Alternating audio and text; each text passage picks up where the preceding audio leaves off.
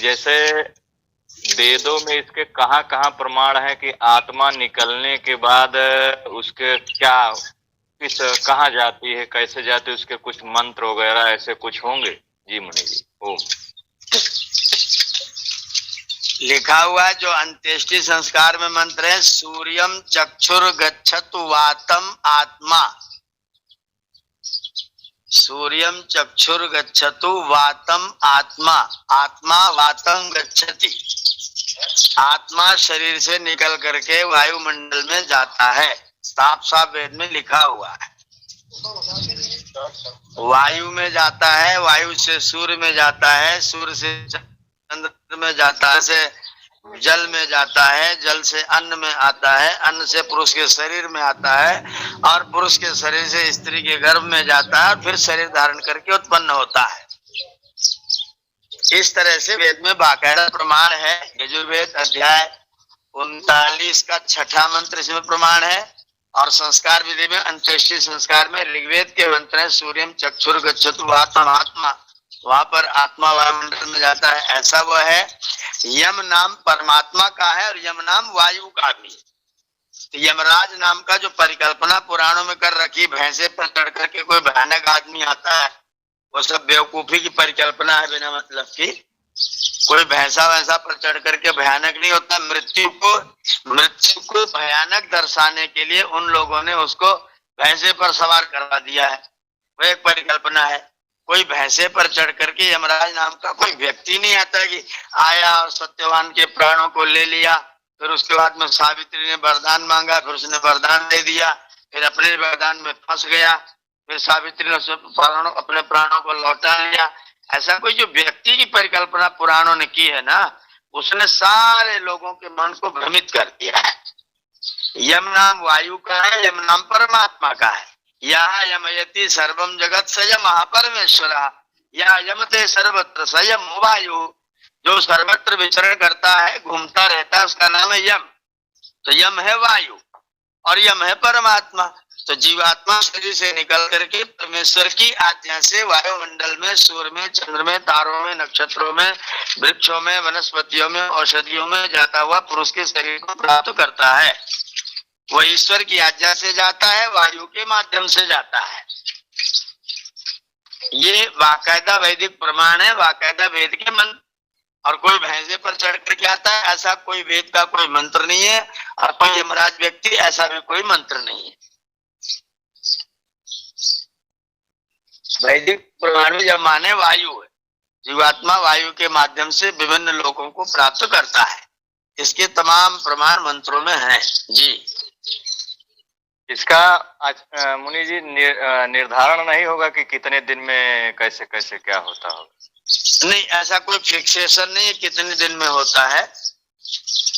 दो बातें लिखी गई हैं। एक तो तुरंत प्राप्त करने की बात लिखी है, जीवात्मा यहाँ से शरीर छोड़ता है, अगले दिन गर्भ में आ जाता है, एक बात तो ये लिखी गई है। और दूसरी बात ये लिखी गई है कि वो सूर्य, चंद्र, तारे, नक्षत्र, जल, औषधि, वनस्पति, पुरुष का शरीर फिर माता के शरीर में आता है। तो इसमें मैंने जो विचार किया, मैंने जो सोचा, जो दो प्रकार की बात लिखी है, दोनों प्रकार की बात ठीक है। इसलिए ठीक है क्योंकि कुछ जीव तो शरीर को जब छोड़ते हैं तो धीरे धीरे धीरे धीरे अपने शरीर को छोड़ते, जब वो कर्महीन हो जाते हैं। जैसे कोई केवल चारपाई पर पड़ा है और कोई भी नया कर्म नहीं कर रहा है, भोजन भी बहुत कम है, भूख भी नहीं है, पानी भी अंदर नहीं जा रहा है, फिर भी जी रहा है, श्वास फिर भी चल रहा है, और हफ्ते लग गए, महीने लग गए, 10 दिन लग गया, व्यक्ति मरते मरते मरते धीरे धीरे धीरे धीरे मरा। एक तो वो है जब उसने नए कर्म करने शुरू कर दिया, उसका कोई कर्म का संस्कार नहीं बन रहा है, केवल भोग भोग रहा है। तो जब जीवात्मा इस शरीर में रहते हुए केवल भोग भोगने लग जाते, नए कर्म नहीं करता, तो उधर परमात्मा उसका शरीर प्राप्त करने की पूरी प्रक्रिया बना देता है, और वो यहाँ से छोड़ता है, और अगले ही रात में गर्भाधान संस्कार के द्वारा वो सीधा शरीर को प्राप्त कर लेता है। एक तो ये प्रक्रिया हो गई। दूसरा, एक व्यक्ति नौजवान है, मोटरसाइकिल से जा रहा है, अचानक एक्सीडेंट हो गया, उसकी डेथ हो गई। अब उसके लिए कोई शरीर का निर्माण तुरंत से पहले से नहीं हो रहा है, तो वो जाता है तो विभिन्न स्थानों पर घूमता घूमता घूमता घूमता पुरुष के शरीर होता तब माता गर्भ में आता है। और एक बार अन्न से वीर्य बनने में लगभग 40 दिन की प्रक्रिया बताई गई है। तो हम अनुमान कर सकते हैं आयुर्वेद के नियम के अनुसार कि वीर्य बनने की प्रक्रिया 40 दिन में पूरी होती है। तो 40 दिन में जीवात्मा शरीर धारण करता है, शरीर प्राप्त करता है। एक तो ये है या तो 40 दिन वाला, और या फिर एक ये है कि तुरंत दूसरे दिन उसी दिन प्राप्त कर लेता है। दो तरह की मृत्यु होती है, इसलिए दो तरह का ही जन्म होना चाहिए, और दोनों तरह का जन्म उपनिषदों में लिखा हुआ है। एक तुरंत वाला भी लिखा है और एक धीरे धीरे भी लिखा है। तो हमको लगता है मुनि जी ये कॉन्सेप्ट जो आया है कि अकाल मृत्यु मरने के बाद भूत बनते हैं, यही से आया होगा कि उनकी शरीर तत्काल। नहीं, भूत बनते इसका मतलब क्या? भूत माने तो प्राणी होता है। भूत शब्द का अर्थ है प्राणी। जिसने जन्म धारण कर लिया वो भूत है। हम सब लोग भूत हैं। हम सब लोग, जितने लोगों ने शरीर धारण कर लिया है, हम सब लोग भूत हैं। और जो शरीर को छोड़ के चला गया वो प्रेत है। अब प्रेत को आप अलग अलग कर लीजिए। प्रा उपसर्ग है, इण तो धातु है, भूतकाल का कथा प्रत्यय है। तो ई गति के अर्थ में धातु है। ई माने जाना, ता माने जा चुका, भूतकाल का ता प्रत्यय जुड़ गया, उसी में प्रा उपसर्ग जुड़ गया। तो प्रेता माने शरीर को छोड़ करके यहाँ से पूरी तरह से गया हुआ। तो जीवात्मा ने शरीर छोड़ दिया तो वो प्रेत है, और शरीर धारण कर लिया तो भूत है। हम इसीलिए परमात्मा का नाम भूतेश है, भूतनाथ है। जी, मतलब जो मुनि जी जो जन्म लेने वाले लोग सभी लोग भूत हैं। भूत मतलब ये तो बीता हुआ कल होता है ना मुनि जी? नहीं, भू धातु है सत्ता के अर्थ में। भूतकाल में कथा प्रत्यय ता प्रत्यय होता है। भूता माने उत्पन्न हुआ। भूता माने जो उत्पन्न हो चुका। हम सब लोगों ने शरीर धारण कर लिया, हम सब लोग भूत हैं। इसलिए परमात्मा भूतनाथ है। नहीं तो परमात्मा जो मर गया उनका नाथ है, और हम लोगों का फिर क्या है? अगर परमात्मा भूतनाथ है और आप ये कहेंगे भूत माने जो मर गया, इसका मतलब मरने वालों का नाथ है और जीने वालों का कौन नाथ है? जी, जीने वालों का नाथ तो भूतनाथ ही है। जो पैदा हुए प्राणी है सबका नाम है भूत। वो परमात्मा हम भूतों का नाथ है, इसलिए भूतनाथ है।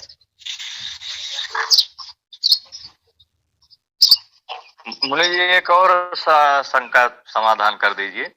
जैसे ये आता है कि मनुष्य, जैसे आप बताए कि वायु लोक से सूर्य लोक होते हुए फिर अन्न को प्राप्त होता, अन्न से जो है पिता के शरीर में वीर रूप में उसका वो स्थापित होता है। मान लीजिए जैसे मनुष्य योनि नहीं प्राप्त हुई है तो सभी जीवों के लिए होता होगा। जैसे पेड़ की योनि अगर उसे मिल गई तो उसी प्रकार से उसमें भी होता होगा। जिस योनि में जाने के उसके कर्म हैं, और उस योनि में जैसे जैसे उनकी उत्पत्ति की व्यवस्था है, उन वीर्यों में उन रज में वो प्राप्त होता है। पेड़ में जाएगा तो पेड़ की तरह प्राप्त होगा, पशु में जाएगा तो सांड में जाएगा, कोई भैंसा में जाएगा, कोई गधा में जाएगा, कोई घोड़ा में जाएगा। वैसे वैसे पुरुष के शरीर को प्राप्त करेगा, और वैसे वैसे नारी शरीर को प्राप्त करके फिर उनका गर्भाधान होगा।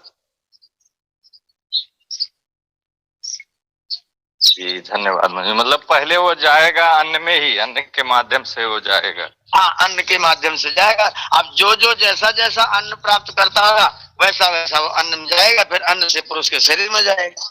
मुनि जी, एक प्रश्न है, कल चर्चा हो रही थी इस पर, तो आपके माध्यम से जो है सटीक जानकारी प्राप्त हो जाएगी। इसमें यह है कि कल चर्चा हो रही थी कि इस दुनिया को विद्वानों ने धार्मिक ग्रंथों में मृत्युलोक क्यों कहा है, जन्मलोक क्यों नहीं कहा? क्योंकि यदि किसी जीव का जन्म नहीं होगा तो उसकी मृत्यु कैसे हो सकती है?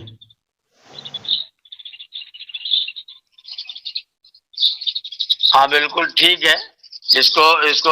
इसका नाम भव भी है। भव, ये भव लोक भी है।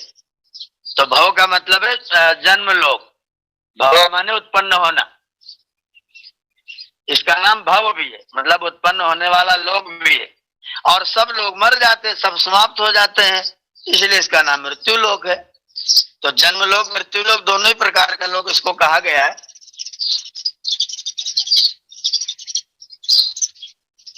यहाँ आकर के प्राणी मर जाता है, प्राणी मर करके यहाँ चला जाता है, इसलिए इसका नाम लोगों ने मर्त्य लोक कह रखा है।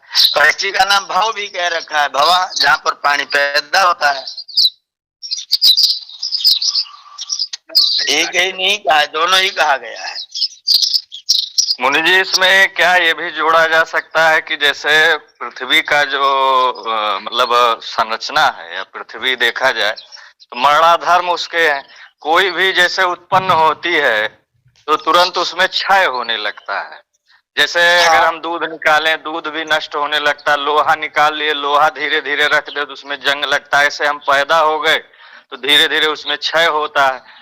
तो शायद इस कारण से तो नहीं कहा गया कि इसको मृत्यु लोक। जी ओम। ठीक है, बिल्कुल ठीक है, बिल्कुल ठीक है, इस कारण मृत्यु लोक कहा गया है। लेकिन जन्म और मृत्यु दोनों ही तरह की बात कही गई है, ऐसा नहीं केवल मृत्यु लोक ही कहा गया है, अवाक तो इसी को कहा गया है। इसी को जन्म लेने वाला स्थान भी कहा गया, इसी को मरने वाला स्थान भी कहा गया है। जो भी है सबकी मृत्यु होती है, इसलिए इसे विशेष रूप से मृत्यु लोक के रूप में प्रसिद्ध हुआ है।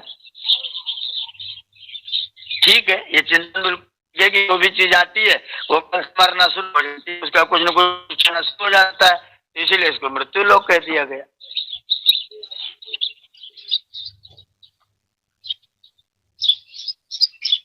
बैल पे मुनि जी थोड़ा सा एक अपना तथ्य रखना चाहेंगे। जो अभी चर्चा आई थी बैल के संदर्भ में, दक्षिणी भारत में बैल को लेकर के पुनः स्थापित करने के लिए जैसे जो हमारे यहाँ कल्टीवेटर है, रोटावेटर है, जो आए हुए हैं, उसी तरीके से अनुसंधान हो रहे हैं और सफल भी हैं। और दूसरी चीज ये है कि एक शिवदर्शन मलिक जी हैं बीकानेर में, राजस्थान में, और एक है गोपाल ठाकुर जी भरतपुर में हैं, और एक है हरि सिंह एटा में हैं। ये लोग बड़े अच्छा काम कर रहे हैं गोबर पे। और इसके अलावा गोबर से ये जो ईंधन बनता है रॉकेट में भरा जाता है। अभी जापान ने शोध किया इसको और रॉकेट को उड़ाया और सबसे उत्तम ईंधन बनाया, मतलब बताया। और इसके अलावा जैसे आम देखा जाए तो एक बैल जो होता है करीब 8-10 आदमी के बराबर काम करता है। तो हमारी विचारधारा इसलिए बदल गई क्योंकि सिस्टम ऐसे खेती को बदल दिया। लेकिन अगर हम जैसे बैल का उपयोग करना चाहें तो एक बैल एक दिन में लगभग 250 ग्राम प्राकृतिक यूरिया देता है। अब वो अगर उसको साल भर में जोड़ें तो 6 बैग बने, जो यूरिया का एक बोरी आता है 50 किलो का, तो लगभग 6 बोरी यूरिया, शुद्ध यूरिया, प्राकृतिक यूरिया अपने मूत्र के माध्यम से और कार्बनिक पदार्थ देता है, जो मिट्टी का भोजन कहा जाता है। अब इसमें अगर आप वैसे भी जोड़ेंगे तो बैल हमारे लिए सस्ता है। और अगर पैसे की बात करें तो बैल के रख रखाव में 1 एकड़ की खेती करने में लगभग 6,000 रुपए खर्च आते हैं। और वहीं ट्रैक्टर की बात की जाए, ट्रैक्टर जो के रख रखाव में लगभग 25 से 30,000 के खर्च आते हैं। तो इस तरीके से देखा जाए, और उन्होंने बैलों का बड़ा अच्छा गियर बॉक्स लगा करके पानी, जैसे पंपिंग सेट से पानी निकलता है उस तरीके से निकल रहा है। इसके अलावा बिजली बनाई जा रही है, तो उसका सदुपयोग कैसे करना है ये चीजें हमें नहीं पता हो पा रही, ना हम उधर जाना चाहते हैं। ऐसा नहीं कि बैल हमारे लिए अनुपयोगी हो गए हैं, तक हम तकनीक को उस तरफ डेवलप नहीं कर पाए, केवल इसलिए जो है ये संकट खड़ा हो गया। और जो केमिकल जो जैसे यूरिया हम डालते हैं मुनि जी, तो उसमें नाइट्रोजन को जो गोली के रूप में बनता है, यूरिया गोल गोल रहता है, उसमें मिलाया जाता है। एक बैग में लगभग 3 से 4 किलोग्राम जो है नेफ्था मिलाया जाता है। नेफ्था एक केमिकल होता है, वो जा करके 1 से 1.5 फीट नीचे जमा हो जाता है और धीरे धीरे मिट्टी को पथरीली बना देता है। अब आज देखिए यही स्थिति हो रही है, और इसी तरीके से केमिकल का और यूरिया का प्रयोग होता रहा तो आने वाले 60 वर्षों में धरती पूर्ण रूप से बंजर हो जाएगी। उसमें कोई आज जो पहले गोबर की खेती करते थे तो जल की मांग कम होती थी, कीड़े मकोड़े कम लगते थे। आज तमाम लोगों का आज दवाई हम खाना पड़ रहा है। पंजाब सबसे विकसित क्षेत्र है खेती करने में, आज वहां घर घर कैंसर नामक बीमारी हो रही है। तो इसका ये चीजें हैं, हमें लोगों को, किसानों के बीच में अगर रखा जाए, इस तकनीक को जैसे डेवलप किया जाए, लोगों को बताया जाए तो लोग इसको समझेंगे और इस तरफ मुड़ेंगे, लेकिन अभी समय लगेगा। इसी में एक चीज अभी हमने देखा मुनि जी कि गोरखपुर के गंगा प्रसाद आदरणीय रणजीत बाबूजी से मेरी बात हुई थी उनके बारे में। उन्होंने साइकिल से चलने वाला जांता बनाया है। जांता इस तरीके से आप व्यायाम करते रहिए, 1 घंटे में 5 किलो अनाज आप जो है पीस सकते हैं। उसे 5 प्रकार के, जैसे दलिया भी बना सकते हैं, दाल भी दर सकते हैं, बेसन भी बना सकते हैं और आटा भी। खैर वो 20,000 रुपए का उनका भी है, तो उसमें हम लोग जाने वाले थे। तो हम अपने विकल्पों को प्रोत्साहन नहीं देते हैं, शॉर्टकट रास्ता अपना लेते हैं, इसलिए जो दिक्कत आती है दोष बाद में तकनीक को देते हैं। ओम नमस्ते मुनि जी।